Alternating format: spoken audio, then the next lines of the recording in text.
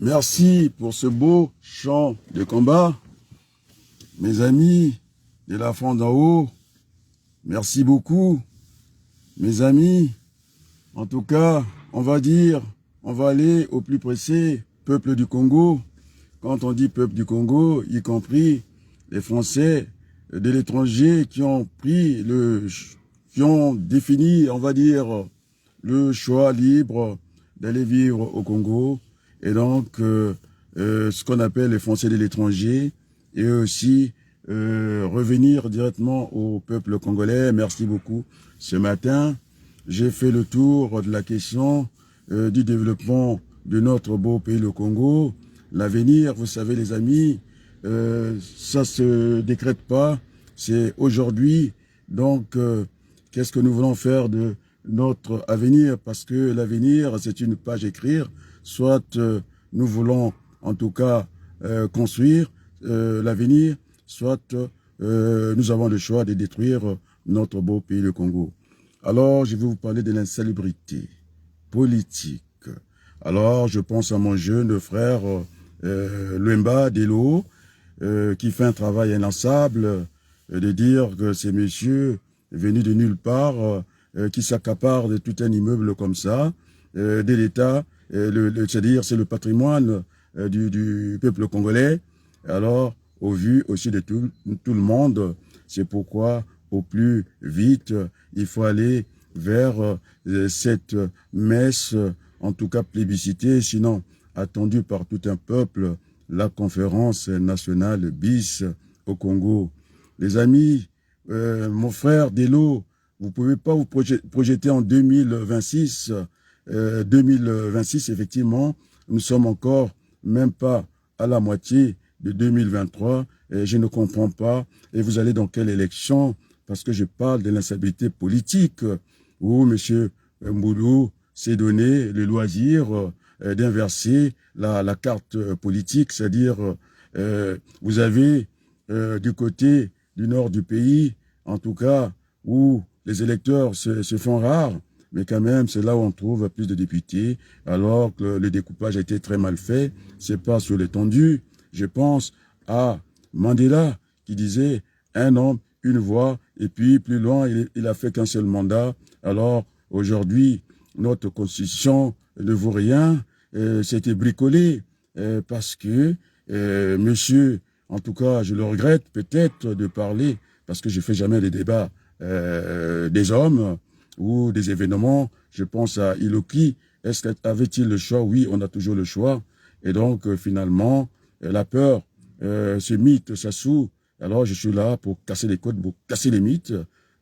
Sassou, monsieur, j'interpelle aussi en direct le président Emmanuel Macron, qui a donné des mauvais signaux, de s'arrêter à M. Denis Sassou Nguesso, nous faire des leçons. Il veut faire peur aux Africains. Mais oui, j'affronte l'Élysée et j'ai demandé si je suis Adrien Abaloukou et je pense qu'ils sont très mal à l'aise avec moi parce que je suis un homme qui est installé au niveau des lois, au niveau des principes. Je suis dans cette dimension. Je disais de Jules S, Romain S, n'est pas m'égoder quoi que ce soit, et c'est un mauvais signal, c'est un sous-entendu que moi je ne peux pas accepter, je parle français. C'est quoi ces compromis africains? C'est-à-dire le désordre.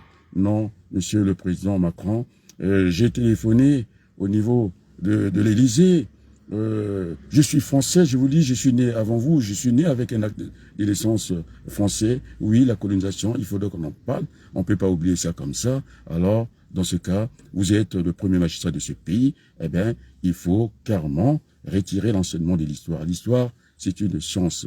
C'est le récit des événements passés. Alors, vous êtes dans la posture de simplement, moi, j'ai pas envie d'être simplement, il y a un peuple qui existe, qui est écrasé au vu et au-dessus de tout le monde. Alors, vous êtes parti dans un voyage avec une telle facilité. Alors, il faudrait, les bons comptes, on va dire, font les bons amis, l'erreur n'est pas compte, on reviendra. C'est une erreur de Jacques Chirac d'avoir fait confiance à un monsieur en lui fournissant des armes. Alors, je pense à Madame Voynet qui avait pris son clavier pour me dire, monsieur Abalkou, c'est vous qui avez raison, il faut qu'on donne des moyens au niveau de l'éducation nationale. Et puis, le docteur Ngitoukulu qui me dira, qui est médecin militaire, un très bon médecin ici en France, du côté de Marseille, que, écoute, Adrien, on peut tout faire, on peut tout faire avec les armes, sauf s'asseoir dessus. Nous avons eu le 4 mars, et tout ça, c'est lourd. Et donc, le bilan de mon grand frère président Denis Sassou Nguesso, ça ne plaide pas la continuité. Et donc, c'est pourquoi j'ai dit que nous allons aller vers ce gouvernement 50-50. C'est pour apaiser parce que les stratégies, moi, je les enseigne. Le gagnant-gagnant, c'est-à-dire, je disais que le concurrent aussi est un partenaire de l'économie. Parce que lorsque vous avez un marché que vous ne pouvez pas avoir, vous êtes obligé de composer avec lui. C'est ce qu'on appelle les alliances contre nature. Et puis les ennemis donc je peux vous citer, je n'ai que j'enseigne ça, et que je pense que c'est une mauvaise posture. Vous avez donné un mauvais signal, toujours venu nous faire des leçons, surtout en terre d'Afrique, nous faisons des enfants. Alors, ça ne vous regarde pas, je lui dis, droit dans les yeux, c'est pas votre problème.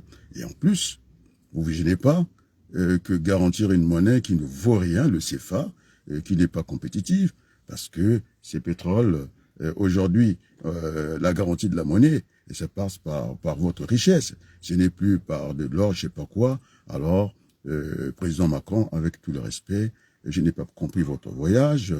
Et puis, vous êtes donné, en tout cas, cette liberté, sinon le loisir, de dire, vous avez raison, de reprocher votre pion, monsieur Tshisekedi, de dire, il a voulu faire de l'agitation politique. Écoutez, vous avez bénéficié du profit et du compromis africain.